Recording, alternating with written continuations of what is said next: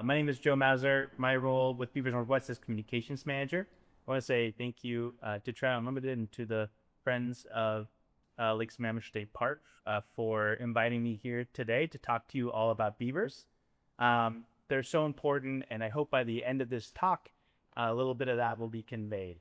So yeah, we can move on to your slide. One more. All right, so Beavers Northwest, just a little bit about our organization to start off. Our mission is to increase acceptance and understanding of beavers in order to support healthier and more resilient ecosystems. And we can go to the next slide. We do that through pillars of work. First is technical assistance. To us, that means finding non-lethal solutions to human beaver conflicts. One more. And that means designing, installing coexistence devices like flow devices and exclusion fences. We'll talk more about that later, so don't worry about that. And I should say, if anyone has any questions along the way, don't be afraid to raise your hand. I'm happy to or just shout them out. So, all right, one more. We host a lot of education and outreach events like this. We also host them with high schools, colleges, elementary schools. Field trips are one of my favorite things to do. Start talking with kids about the benefits of beavers from a young age. I love doing that. Next.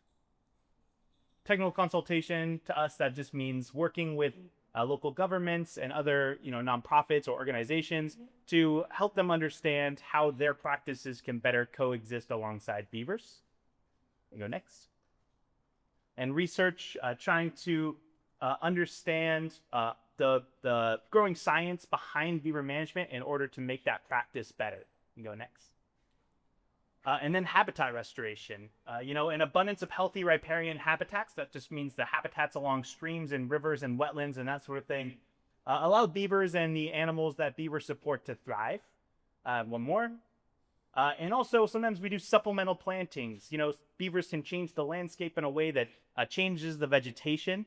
And sometimes to help, speed that process up, we can do some supplemental plantings of wetland plants and that sort of thing to help mitigate some of those impacts. We work all around Puget Sound, all the way north to the Bellingham area, south to the Olympia, and then all the way over on the Olympic Peninsula. And so if you live in that red area, which I'm guessing most of the folks here do, then Beavers Northwest is there helping beavers and people get along in a lot of different ways. All right, great. So let's launch into more of the interesting stuff, more about beavers. Next slide. Here's a great picture of a beaver swimming. The North American beaver, Castor canadensis. We can do one more. They're really big animals. I think that's the first thing that people don't realize when they think about a beaver, is that these are large animals. 40 to 60 pounds is the average size of an adult. The largest beaver ever caught was like 125 pounds, at least recorded. That's a really big animal, 3 to 4 feet in length, including their tail. When they're born, they're a lot smaller. And then by the time they're 3 or 4 years old, they're pretty big creatures. And I think that is something that's really misunderstood about beavers. People think maybe they're like the size of a cat, but they're really the size of like a medium-sized dog, like a Labrador. They spend a lot of the time in the water. They're semi-aquatic rodents. We'll get into that a little bit more in a moment. Some of the adaptations that beavers have that kind of make them include their hind feet. They have these huge webbed feet that allow them to swim incredibly efficiently through the water. They're webbed just like a duck's feet, allows them to swim through the water incredibly efficiently. You can go next. And then maybe most famously is this beaver's paddle-like tail. Super flat. It's covered in these kind of like leathery, scaly skin.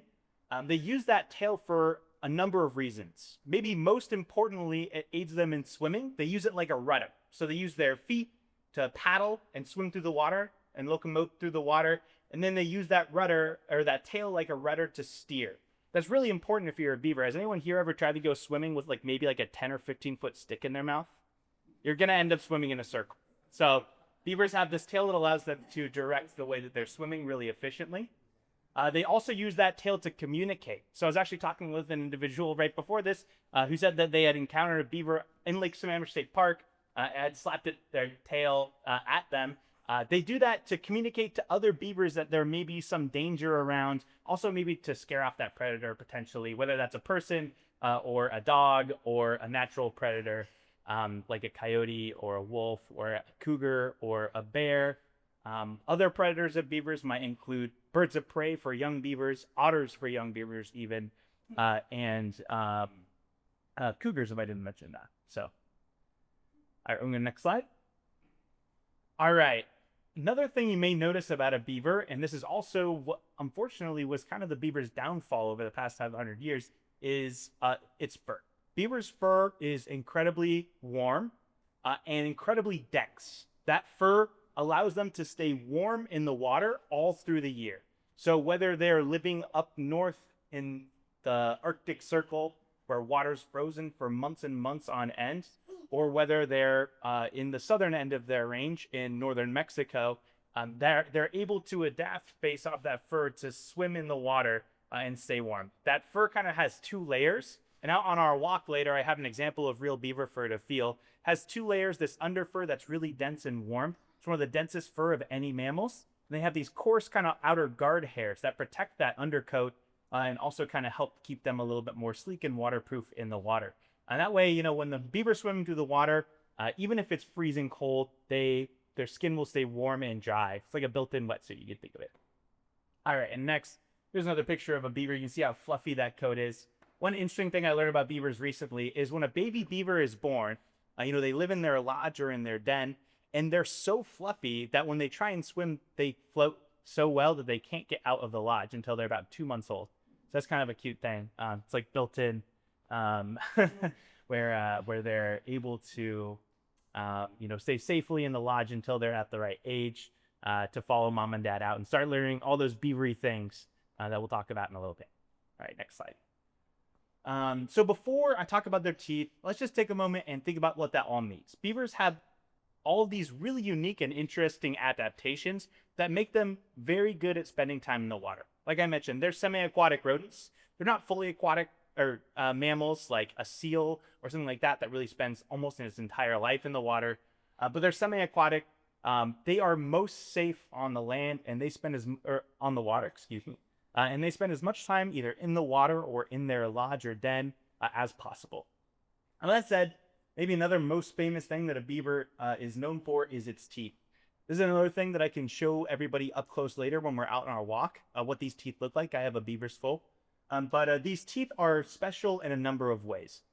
They're bright orange. This isn't captured great on this photo. Actually, if you go one more, I think it'll show. Yeah. So bright orange. Sometimes when I ask, why do you think that to kids, they say like, that's probably because they don't go to the dentist. That's true, they don't. The reality though is that beavers have iron in their enamel. So just like rust is this orange color when iron rusts, they have oxidized iron compounds in their teeth that reinforce them and make that enamel super strong. Their teeth grow forever, just in a similar way to our fingernails that start growing when we're born and keep growing throughout our entire lifespans. Beavers' teeth do the exact same thing. And they're actually self-sharpening. A tiny bit of them, like a microscopic bit, flakes off each time that they chew. They kind of can see these top and bottom teeth kind of rub against one another at the same time they chew through wood and other hard things. That keeps their teeth super sharp in this chisel-like shape. That's aided by the fact that that orange extra strong layer is only on the front of their teeth. And the back of their teeth is a white material that's similar to ours that wears away at a slightly faster rate. So as they continuously grow and grow and grow, they stay super sharp. So we kind of sometimes like to say they're like steel reinforced and self-sharpening, like ever-growing teeth. They're pretty incredible. That's not super unique to beavers. A lot of rodents actually have that, those similar kind of teeth. But beavers make great use of it. You can go next. By chewing through all sorts of wood. As I'm sure most folks here know, beavers are famous for chewing down trees, chewing down branches, and we'll talk about that more in just 1 second. Yeah. Did you get that skull? Is there an eye socket out there? Or is that the complete head skull? Yeah. So it's a little hard to distinguish here. The eye socket would be right here. The nose would be at the very tip, and the ears are this little hole right here. So can we imagine they don't have huge eyes? They don't have huge eyes. They are probably most reliant as far as senses go on their sense of smell. That's probably most important to them. They also rely on their sense of hearing. Beavers are largely nocturnal. Some people say they're crepuscular, which means most active at dawn and dusk. We have all sorts of footage of beavers being out and about all night long. So I think they're pretty nocturnal. So they definitely use their eyesight, but it's not their most important sense. One thing that's interesting, which when I show the beaver skull off later on a walk, those are all in a perfect line. So when you see a beaver out in the wild, odds are it's just gonna kind of look like a little alligator swimming through the water. Maybe I should say alligators look like big beavers.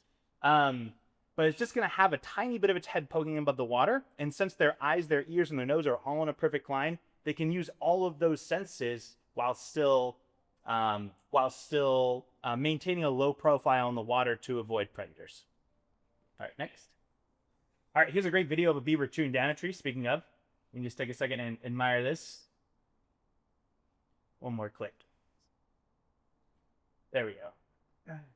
So here in this circumstance, this beaver is kind of harvesting trees off of a smaller tree. What we see sometimes is beavers will take down large trees. And I've seen beavers try and take down trees that are like huge. Sometimes they're successful, sometimes they're not. But with that said, often they'll chew down pretty large diameter trees, and they'll go back all like for months and months after that and continue to harvest those branches. They actually take the larger trunk of the tree like that. They kind of drag it into the water so they can float it and swim it away. And then they chew off the branches in order to get access to those for food and for building materials. Beavers eat the outside layer of a tree. It's called candium. The layer right between the bark and the wood. I don't know if you guys know this, but wood's actually a dead material. It's not living in the sense that we think of it. It doesn't have nuclei and that sort of thing. The woody material is important for plants to transport water and sugars and all sorts of other things up and down its trunk and branches. But it's only the very outside layer of a tree that is technically alive in the way we think about it and growing. That's how we get growth rings of a tree each year. Beavers eat that because that's the most nutritious part of the tree to them. So they scrape that off, and I'll show some sticks off later. They kind of chew them up in little pieces and kind of scrape them off and eat them kind of like corn on the cob, which is pretty cute. And then they take those materials. Sometimes they just discard them. Other times they'll use that as a building material to build dams and lodges and all those things that beavers are famous for building. So we'll talk about that more in a little bit. But we go to the next slide for now. You can see here, just because a beaver chews down a tree doesn't necessarily mean that that's the end of a tree's life. Trees have adapted with beavers, just like beavers have adapted to life in this landscape. So a lot of the trees that grow in riparian areas, or the trees that grow in or near wetlands, actually have adapted to do what's called coppicing. People have taken advantage of this to take what's normally a tree and turn it into a shrub, but they do this naturally when a beaver chews down a tree. You can go one more too. So here's an example of like a cottonwood in our area that it's got chewed down by a beaver, and it's now starting to regrow and from more of a tree form into maybe more of a shrub form. And then here's an example of a willow. A willow is one of a beaver's favorite foods, and they're incredible at this. It's an amazing growth strategy. They can grow, and I've seen examples of this where, over years, beavers have come back and nibbled off different sizes of branches for like years and years and years, dozens of times. And that tree or shrub keeps growing back and keeps providing food for the beaver, keeps taking sunlight and turning it into matter. It's pretty incredible when you see it. I'll also say some of these tree species just have an incredible array of ways to survive. Not only can they do this, most of them reproduce through seeds, or also reproduce asexually by sending out rhizomes and basically cloning themselves, which is pretty incredible. And has anyone here ever done any like live staking? Anyone here know that term, live staking?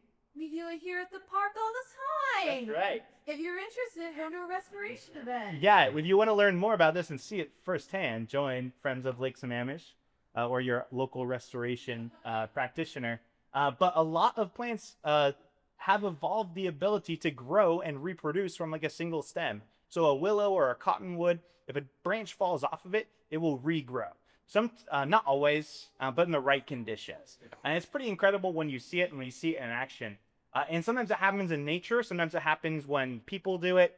Sometimes it happens when beavers take and cut down a tree and stick it in their dam, and suddenly a whole willow is growing out of that stick, which is pretty incredible. All right, and sometimes we see where they wait a year and then they chew it down and eat it. It's kind of fun. All right, next slide. So this is a little hard to see in this light, But beavers are famous for eating this woody vegetation, but that's not all their diet. In fact, in the summertime, when there's tons and tons of green herbaceous material around, that's maybe even most of a beaver's diet. So you can see here, it's a little challenging to see. In the winter months, which is kind of right here, the summer months, which is right in the middle here, the amount of woody vegetation the beaver's eating is very small. It might be 10%, it might be 2%, it might be way higher. Beavers are wild animals, and different beavers do different things. The point of this is just that in the summertime, when there's lots of grass and lots of cattails and lots of lily pads and that sort of thing around, beavers often are spending most of their dieting time like eating those sorts of materials. And in the winter time, when that stuff dies back and it's mostly woody vegetation that's around, they spend most of their feeding time eating those woody plants that maybe they're most famous for eating. We can go to the next one. Another really important source of food is the rhizomes, the underground stems of aquatic vegetation, like bulrushes or cattails or lily pads. Those are really nutrient dense, and beavers eat those. We can go next. And then a famous one I always like to tell is lily pads. So this is spatterdock, or yellow pond lily, the native lily pad in this area. And beavers will kind of kick these things and roll them up into like little taquitos and eat them, which is pretty awesome. All right, we go next. Thank you. All right, so let's talk a little bit about some of those famous behaviors that beavers are known for. Of course, maybe most famously is building dams. Beavers build dams out of sticks and mud and rocks, and they build them in order to slow down water to get more access, to expand their pond in order to expand their territory and expand access to food. Like I said earlier, beavers are adapted to living in the water, so they want to spend that time in the water, and they can increase how much water they have to swim around in by building a dam. We can go to the next slide. Here's a great example. You can see all these sticks the beavers have used to pile up and create a pond that's right behind this. It's important to note that these aren't perfect structures. It's not like the Grand Coulee Dam that's holding back every ounce of water. Beavers are making these natural structures that are porous, that allows water to get through all year round. And also, these are complex structures. You know, there's sometimes holes in them they're porous. There's sometimes side channels around them. There's lots of different ways for water to interact with these structures. It's not just like a concrete dam that we think of. We can go to the next one. When woody vegetation isn't abundant, they'll use all sorts of other materials to build dams. Here's a dam built entirely out of Greek canary grass, which is pretty interesting. They also sometimes will build exclusively out of wood. Beavers are really, really underrated for their ability to dig up sediment, and they manipulate sediment a ton in their ponds and nearby. They sometimes will build dams purely out of like sediment or rocks or whatever's available. Sometimes that means trash that's floated up in the stream. One more reason not to litter. Hopefully no one here is littering in streams anyways, but certainly don't want to do that for a lot of reasons. And one of them is that it's going to end up in a beaver dam maybe, which probably isn't great. We can go to the next slide.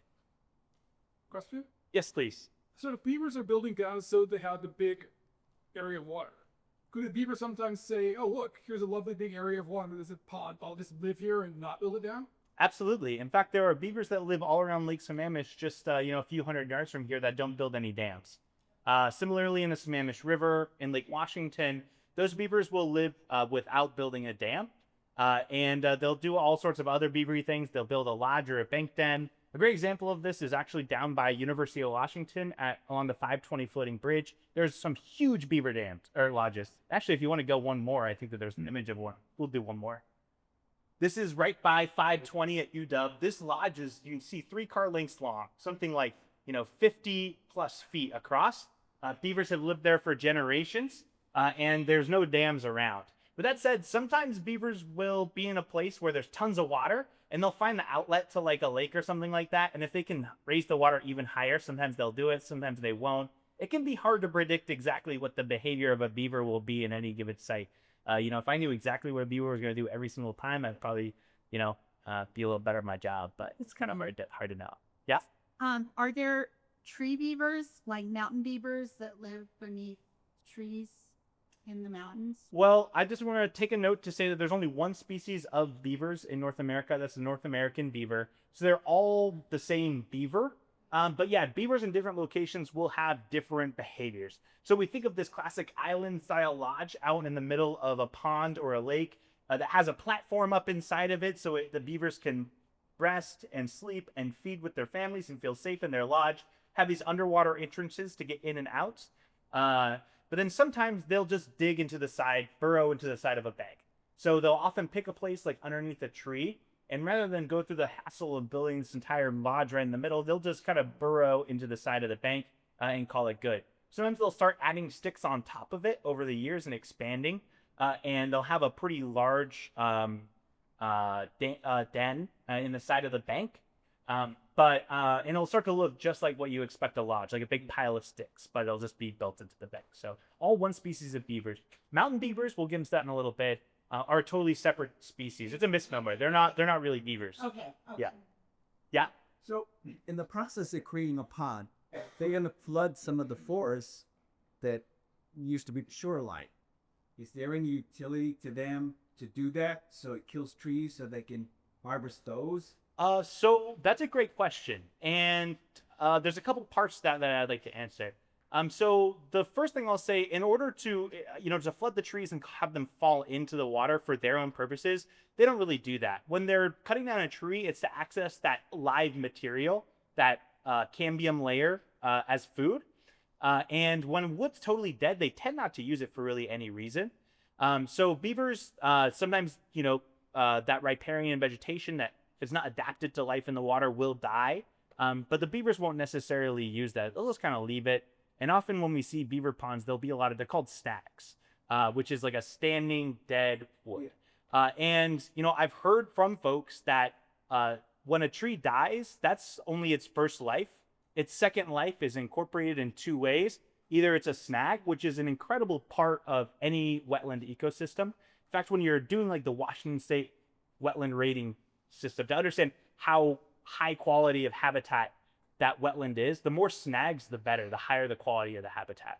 So it's really important for insects, for the food webs that allow for insects and larger animals to survive. It's really important for all sorts of species of birds that need nesting cavities, that eat those insects and that sort of thing.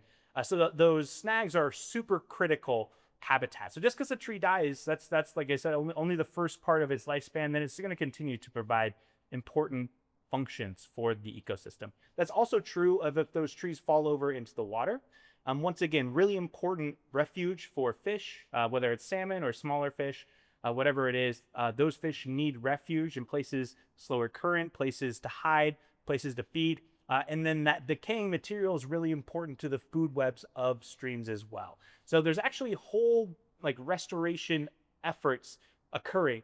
I just live on the East Coast, and I know in the East Coast, they're literally going down and just every eighth tree, chopping down a tree and putting it in the water, which I don't, I'm not a restoration ecologist, but there's a lot of utility to woody material in streams. Right here, yeah. Just kind of go to that lodge by plane. Yeah. Do they know how many beavers are in there? At any given time, it can vary. Beavers are familial animals and they're territorial. So it's just one family of beavers that lives in there. So that family could be maybe just two. It could be just a mated pair or even one potentially at some points. Just one solo beaver. Odds are it's going to be a mated pair. And then the kits and the yearling beavers, or people call them subadult beavers sometimes. But it's going to be one family that occupies that lodge. And that's going to be anywhere between 2 and 12 beavers at any given time. A typical maybe average number of beavers in a family is going to be 6. So probably about 6 beavers at any given time living in that lodge. The babies are born each year under ideal circumstances. They're called kits. When they're about a year old, they stick around with mom and dad and they help raise the next set of kits and repair the dam and build the lodge and all sorts of beavery things. And then when they're about 2.5, they tend to kind of go find their own place in the world, try and find their own place to build a dam and build a pond and find a mate of their own and that sort of thing. Having said that, beavers are wild animals. We come up with these kind of ideas of what we expect them to do, and then they do whatever they want to. So, sometimes they'll leap when they're 1 year old. Sometimes they'll stick around until they're 3 or 4 or 5, or who knows. And I will also say that most of the data we have on beavers is from a time when there was a very limited population of beavers. So I think it's likely as they come back to more areas on the landscape and there's less areas for them to go out and find and occupy, that the way that their like histories go will probably change a little bit. So gotta take everything with a grain of salt. Yeah. And how many years do they live for? An average lifespan for a beaver in the wild is probably 10 to 15 years. With that said, I've heard in captivity they can live like 20 to 30 years sometimes, but 10 to 15 years would be a pretty typical lifespan. Yeah, I was there. So these beavers have been living in the lodge for generations and now building dams. If you plop them down in the streets on with David's in so valuable, Can you say it one more time? is the building dams instinctual or have they learned it from previous generations? Both. It's instinctual, and I think that if you plop these beavers, you said, into a stream, they would start to build a dam at some point. But certainly, some of that information is learned behavior and can get passed out. And there are some beavers in certain areas that use different materials. Like, and this anecdotally, I haven't done a study on this, but it's interesting to see sometimes when we're working with beaver dams, it's we'll be like, oh, these are like mud beavers. They're the same beavers, but these beavers just really like to build mud. And I think they probably learned that from mom and dad. There's lots of sticks around, but they're using a lot of mud. So some of that is learned behavior and some of it is instinctual for sure. But I would say it's primarily instinctual for a beaver. Do I just usually have one baby at a time or multiples? It does vary. A typical number would be anywhere from 1 to 4. With that said, I've heard of there being 6 or 7 or 8 sometimes, which is rare, I would imagine. But yeah, I think we normally use kind of 2 as being a typical number. That's where we get 6. We get 2 kits, 2 yearlings, 2 adults, and a family. Also say beavers mate for life, kind of in a similar way like humans mate for life. Sometimes we do and sometimes we don't. It's kind of complicated if you're a beaver. But with that said, in ideal circumstances, beavers will mate for life, which is pretty rare amongst mammals. But it's not always the case. So Well, if their mate dies, will they seek out another mate? typically, if the mate dies, they will seek out another mate. Normally, those younger beavers actually will be dispersing through the area and they might find their way into the lodge.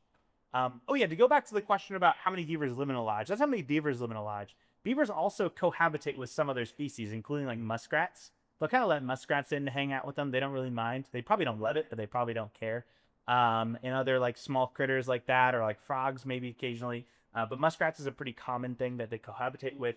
One animal that they definitely don't cohabitate with that lives in a similar place as them is otters, because otters sometimes try and into kits. That's the circle of life. All right. Do they hibernate? They do not. They don't. Beavers do not They're hibernate. busy all year. They're busy all year.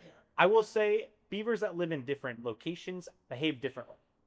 One great example of that is that in places that are consistently frozen during the winter, beavers will spend all fall creating a food cache. So when the water freezes over, they can still use these underwater entrances to get into the water. Because you can imagine maybe the top 3 or 4 or 6 inches is all frozen, but the rest is not frozen. It's really important. If ice didn't float, there probably wouldn't be life on Earth. But we can talk about that more later if we want to. Point being that they can exit these underwater entrances, go to their little food cache that has tons and tons of sticks that they've stored in the fall, take them back in their lodge and eat them with their family. In Western Washington, where it doesn't consistently freeze, beavers don't do that behavior at all. So if you took a beaver from here and put it up in the on the east side of the state where it's frozen, I'm from Spokane. You can imagine it's frozen there a lot of the winter. I don't know if those beavers would have a great time. But if you took beavers from over there and brought them here, I don't know if they would keep food caching and not use it, or if they learn not to. But yeah, they do behave differently in different times of the year depending on where they at. But they never hibernate. And then one more question. Yeah. So what is are they vegetarian? They are. Beavers are herbivores exclusively. Yeah. So beavers exclusively eat vegetation. They eat, like I mentioned earlier, they eat lily pads, that sort of thing, and a lot of woody vegetation. With that said, I have heard stories, people will be like, well, I saw a beaver taking a bite out of a dead salmon or something like that. It's it's a ubiquitous source of food and protein in this region. I wouldn't be shocked if a beaver took a bite out of a salmon just to give it a try, but that's not a significant portion of their diet. And other herbivores that we think of, like deer or moose, those sort of animals, have been well documented. Actually, like if there's an opportunity for them to eat a bird's nest or a bird egg or something like that in a tree, they will go for it 100%. But we still consider them herbivores. But yeah, I hope that answers your question. Yeah. I know you mentioned that they're mostly nocturnal. There was one time that you saw a beaver in the Super Creek and it was daylight. Yeah. Are there any exceptional circumstances where they'd come out during the day, and why would they do that? Or emergency repair or something? I don't know. That's a great question. But yeah, the answer I get for a lot of this stuff is, they're wild animals. They have agency of their own. And sometimes, I don't know, maybe they just get bored and they want to go take a peek out. I've seen beavers out and about during the day when I'm doing my work too. Very rare, like one time, or twice. So it's pretty uncommon, but it totally happens. The beaver that I saw most recently out during the day was young. And my guess is that this is just a guess. I don't know. But my thought is maybe it's like a young beaver that's kind of migrating through and isn't really sure. It doesn't have a good home. It's not really sure what's going on. It was a pretty small beaver. So my guess is it was maybe a migrating 2-year-old beaver. But yeah, no, they might just, they might want to do an emergency dam repair. They might, be hungry. They might just hear some noise and be curious. My guess is it might be one of those or something else entirely. I don't have a good answer as to when they would or not. So yeah, that's a rare sight and you should consider yourself lucky. Yeah, we've seen lots of lodges, but we've seen the one near 520 as well, but you've never seen. Yeah. So there's one in Yellow Lake here. Totally. Also on the north end of the place, should we kayak around and You'll, only that one time it'd be super beaver, because you obviously kayak to be Yeah, my advice would be to go out either like early in the morning or summer sunset. So because the night's so short in the summertime, we tend to see them in the evenings pretty regularly.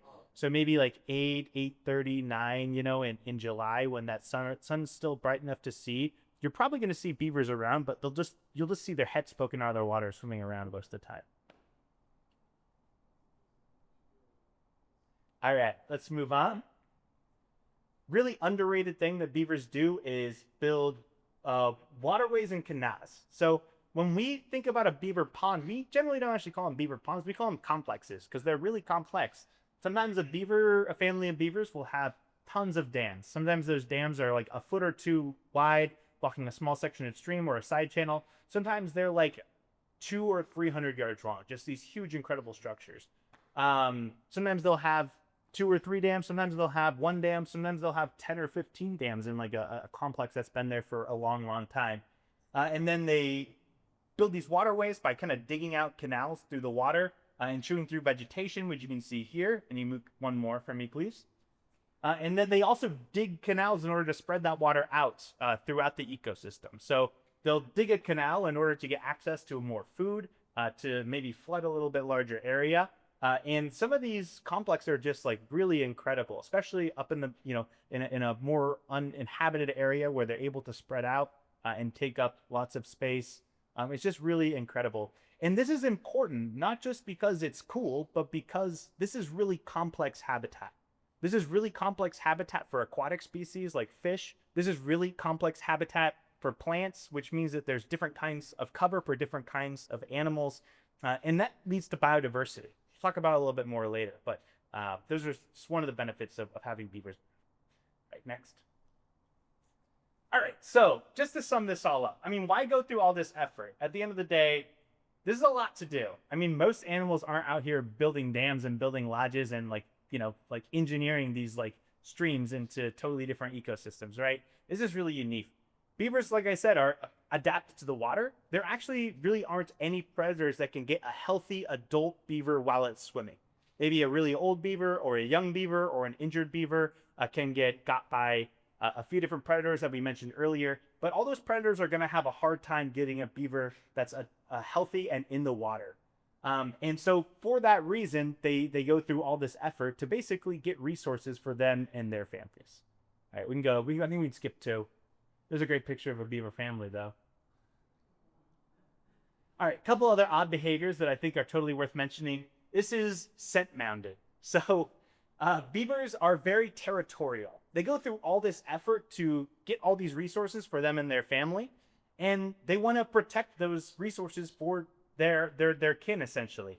So they build these big piles of mud and sometimes leaves and sticks and whatever else gets kind of like pushed up in these big piles of mud at the edge of their territory. And they spray what's called castoreum all over that.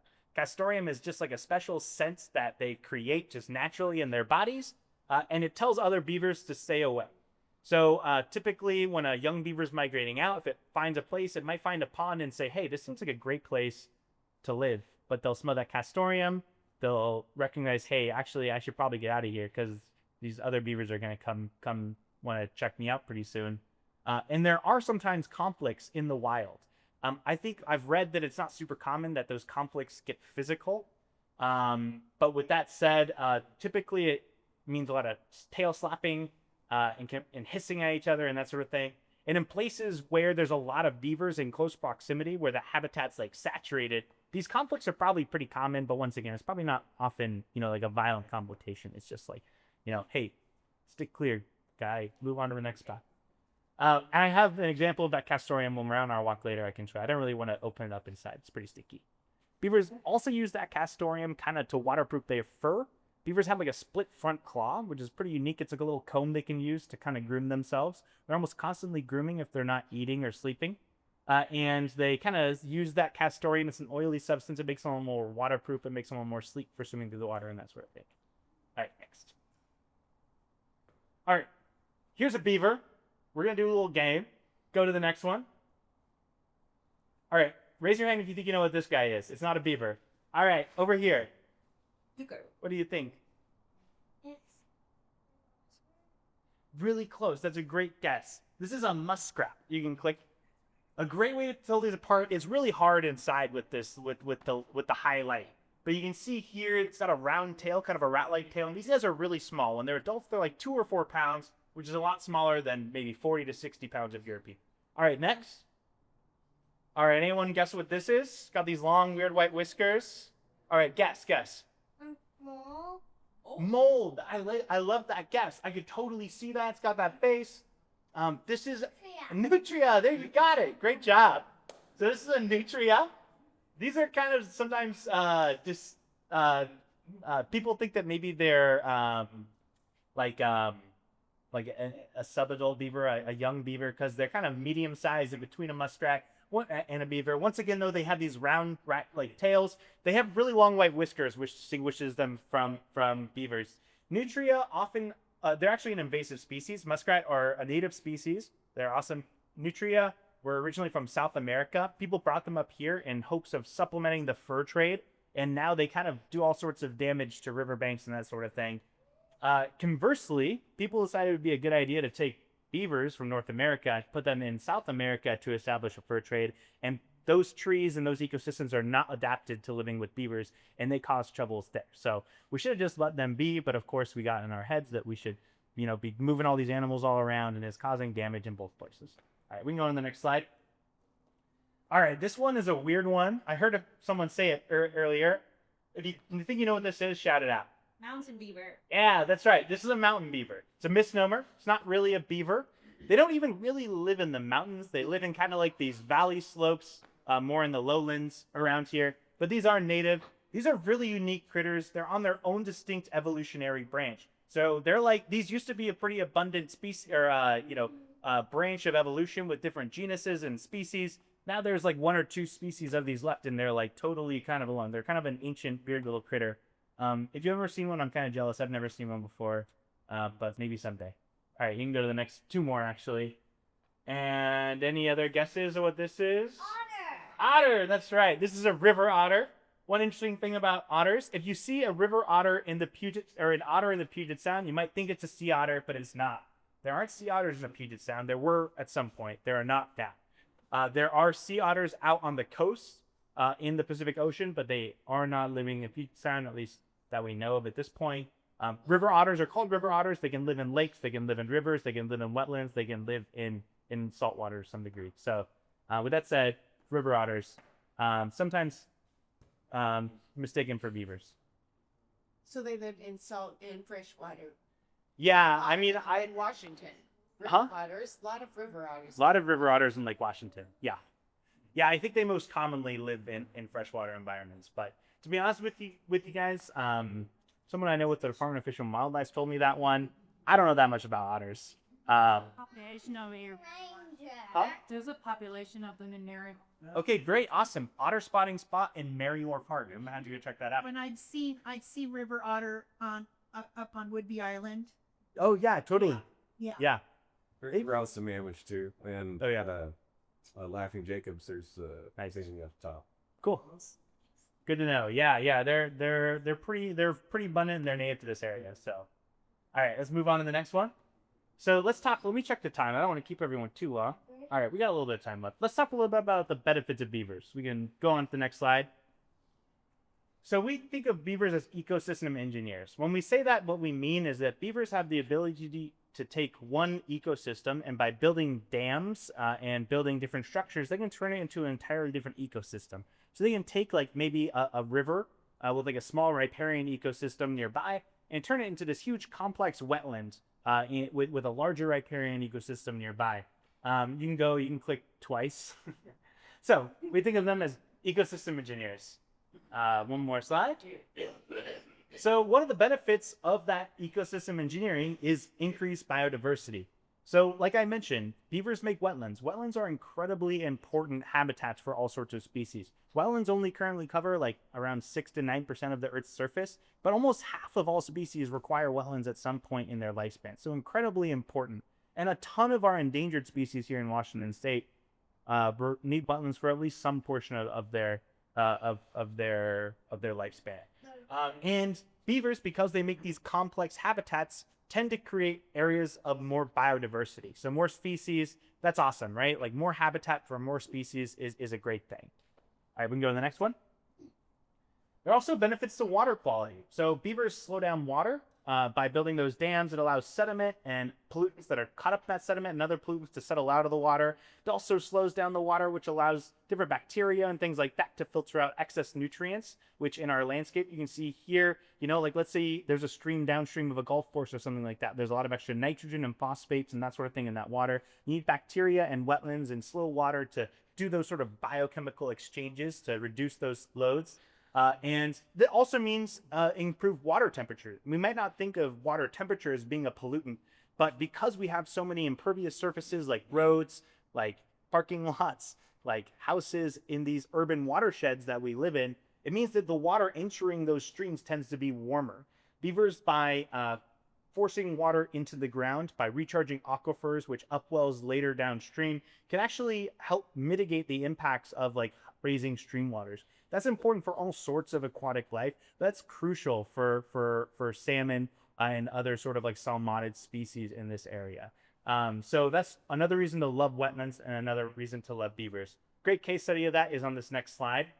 So this is in Gresham, Oregon. This is like a created wetlands, man-made, that was made to treat stormwater. You can do one more click. Stormwater from this large area that's a lot of mixed use, like residential and commercial, lots and lots of impervious surfaces. You can go to the next slide. Beavers moved in. A reminder how this water was kind of snaking through this artificial wetland and trying to filter out pollutants. One more. Beavers moved in and changed the entire hydrology.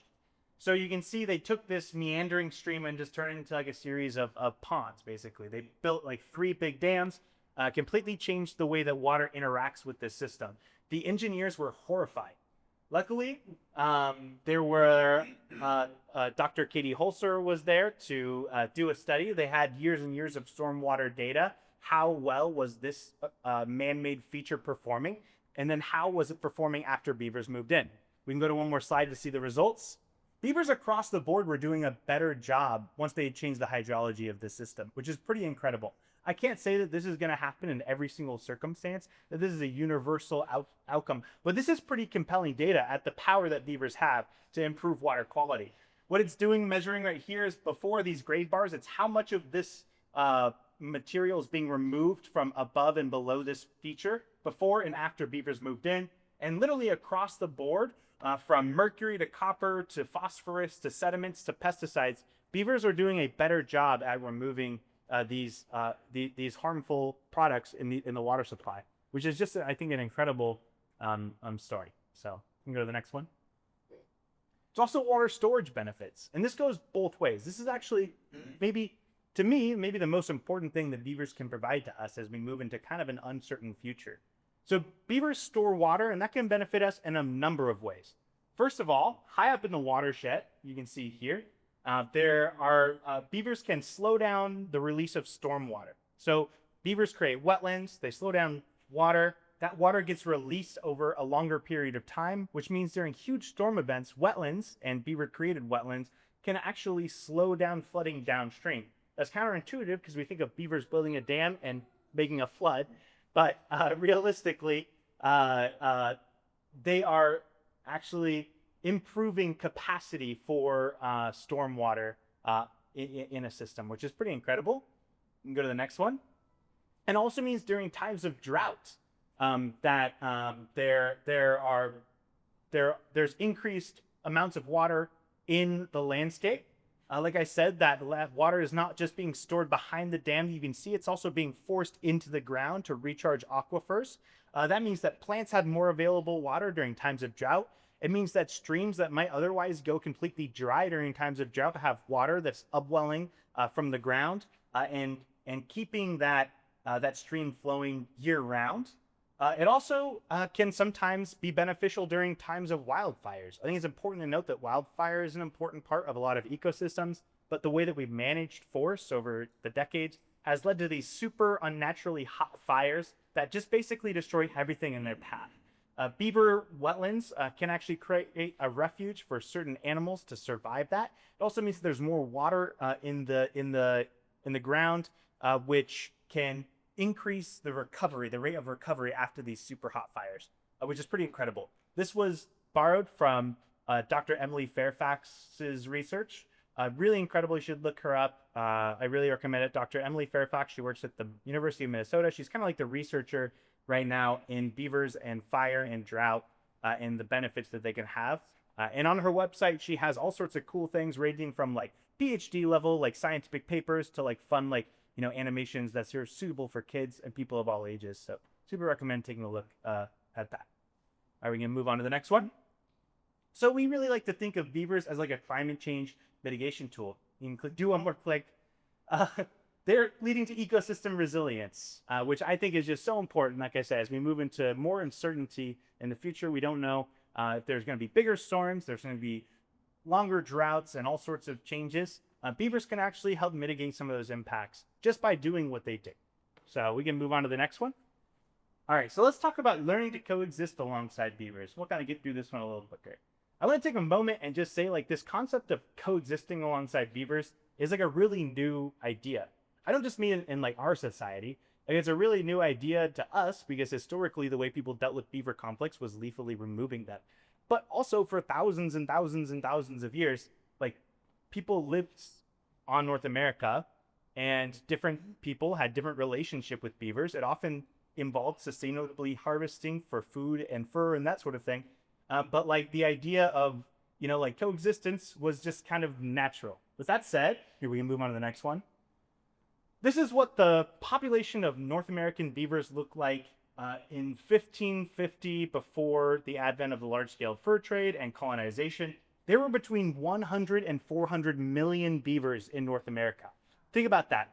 There's good evidence that says it's at the upper end of that range. Maybe 400 million beavers. That's a beaver for quite literally every kilometer of stream in North America.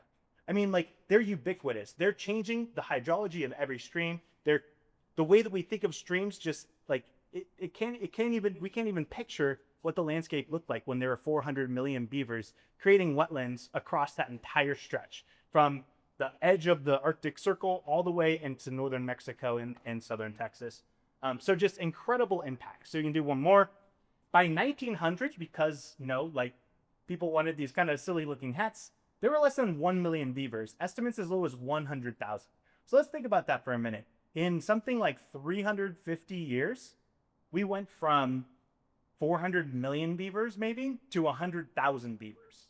And that's just, I don't know. Take a moment, just think about that. It's just hard to wrap your head around. We can go to the next slide.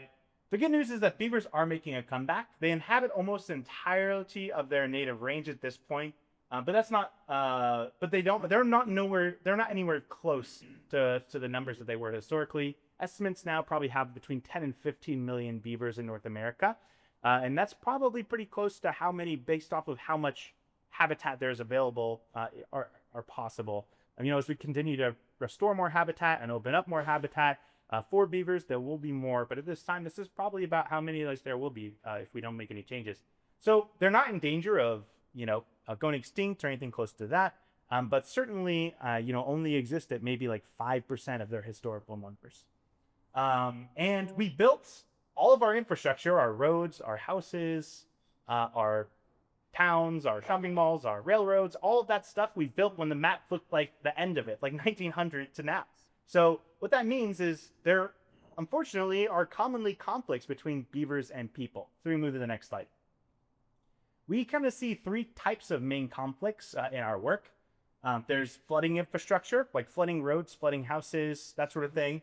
There's blocking infrastructure. This normally means blocking up culverts. And then there's tree chew. So sometimes tree chew, just in and of itself, is the challenge for people. You go to the next one. And I want to take a moment and note that this is actually not just this is worth it for the benefits for the beavers, which I think is great, the benefits for the broader ecosystem. This makes sense, just dollars and cents for people. This is a study done by the Department of Transportation in Virginia.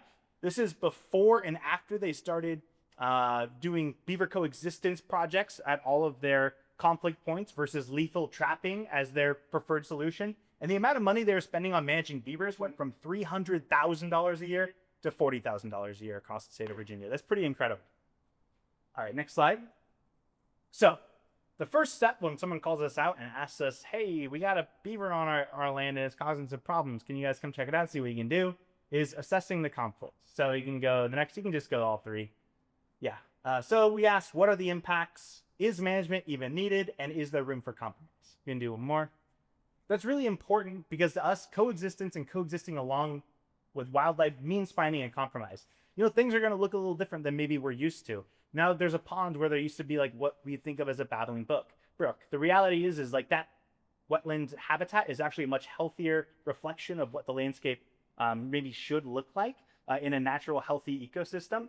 But maybe we can find a middle ground where things look a little different, but that those challenges that beavers are causing, like flooding your house, flooding your driveway, whatever those real impacts are, can be mitigated. And I think it's really important to note. I mean, if you all went home to your houses, your apartments, wherever you live tonight, and a beaver had flooded a nearby stream and your basement was flooded, you probably want something done, right? That's a real conflict. That's a real challenge that people have. So I don't want to minimize just how impactful these conflicts can be. We can go to the next one. You might ask yourself, what's the right tool for the job? We can kind of cruise through this part because we're coming close to the end. So for blocking infrastructure, you can go to the next. We often think of this as culvert protection. So beavers kind of see a culvert. They think that they kind of see a road with a hole in it, and they think, wow, this is a great dam. I know what to do. I'll plug up this little hole in the bottom, and we'll go from here. You can go to the next one. The reality is this is problematic for a number of reasons. Culverts overlap with important infrastructure like roads. So, that's one challenge. Another thing is that a blocked culvert is impossible for most aquatic life to get through. As I mentioned earlier, beaver dams are complex. Water can flow through them, around them, and there are ways that fish and other aquatic life can actually get through or around a beaver dam. But that's not necessarily true of a blocked culvert. So that's one more reason why it's important for us to protect those when there's conflict. So in this circumstance, we build these kind of weird looking fences that make it harder for beavers to build dams in the culverts. You can go next. So then everyone is different. No two are the same based off of the depth of the pond, the shape of how much space we have, the size of the culvert, all these sorts of things. So there's no one size fits all solution here. So the next one. All right, flooding infrastructure. So when a beaver builds a dam and that dam is flooding someone's property, what can we do about that? One solution is what's called a flexible pond leveler. It's basically a big pipe that we put through a dam. It's got a cage on the upstream side that makes it more challenging for for beavers to find that. Beavers can repair that dam while at the same time it won't affect the level of the water. The water will be set at the height of the tube. So you can go to one more. This is what it looks like out in the wild. means that there is kind of a middle ground that we've found. So let's say that there was groundwater infiltrating into someone's house when the water was a foot higher. We can drop it a foot. The beavers will still be able to survive and still be able to provide those benefits, all that wetland habitat that we were talking about earlier. And at the same time, they might not be flooding those people's houses. Something I hear in my work all the time is like, well, why don't we just move the infrastructure? That would be awesome. I would love that. But the reality is like that takes a lot of time and a lot of money. Long-term solutions are always like, let's not build right next to houses right next to streams anymore. Hopefully we can provide a little more space for streams to survive. But the reality is, you know, like people want to live in the same places that beavers do, and that's okay. And, you know, hopefully, you know, there are tools that we can have to allow beavers to survive. I will say there are times where a compromise isn't possible. In those circumstances, we have partners that do relocation work to move beavers from an area of high conflict to an area of lower conflict. That's normally kind of a last-ditch effort.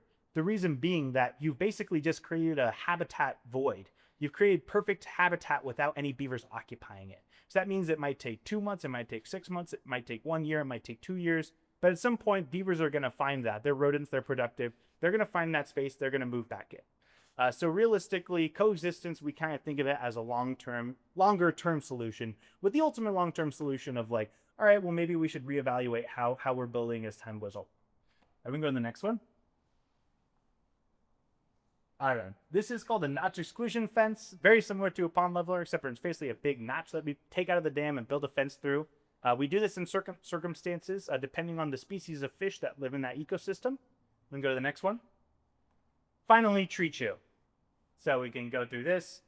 Let's do a quick do's and don'ts of tree protection. So what first do of tree protection is to use a really sturdy material. We often see people use chicken wire and that sort of thing, and beavers chew right through it or push right through it. Another do is to leave at least like a foot of space for that tree to grow over time. Trees are growing out forever. So if you build right next to it, those trees are going to end up getting damaged by that fencing. Another thing is to make them tall enough. We talked about this. Beavers are big animals. They're 3 to 4 feet tall. So fencing needs to be at least 3 feet tall. And we often say 4 feet tall to be adequate and protect from tree chew. We can go to the next one. Some don'ts. Once again, don't use chicken wire. Here's a great example of a beaver that's chewed right through it. So don't do that. We can go to the next one. Don't wait too long. You know, often we'll get calls from people and they say, hey, can you save this tree? And it's like about to fall over. It's like, no, unfortunately not.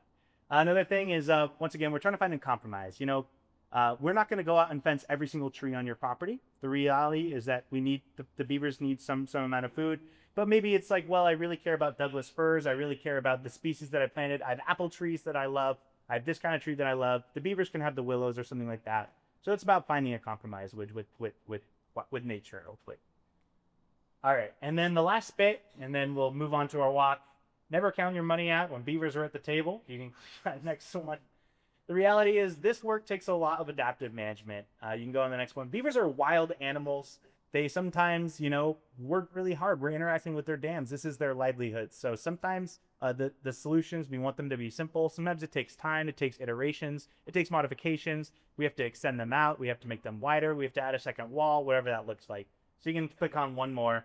And that's just to say that, you know, sometimes you fill out to your notch exclusion fence that you spent so long caring for and building, and the beavers have just like completely destroyed it. So the reality is they need to be managed. They have to be monitored regularly, and occasionally they have to be maintained, just like any other structure that's in the stream, right? Like you don't want to just want to set it and forget it. You got to check on it every once in a while, and if you don't, it's probably going to fail. Yeah, so I think we're just pretty much at time, and that covers pretty much everything in my presentation. So with that said, I think we should probably get ready for our walk, and we're going to have lots of times to answer questions as we're all walking around together. So thank you all for taking the time today. I really do appreciate it.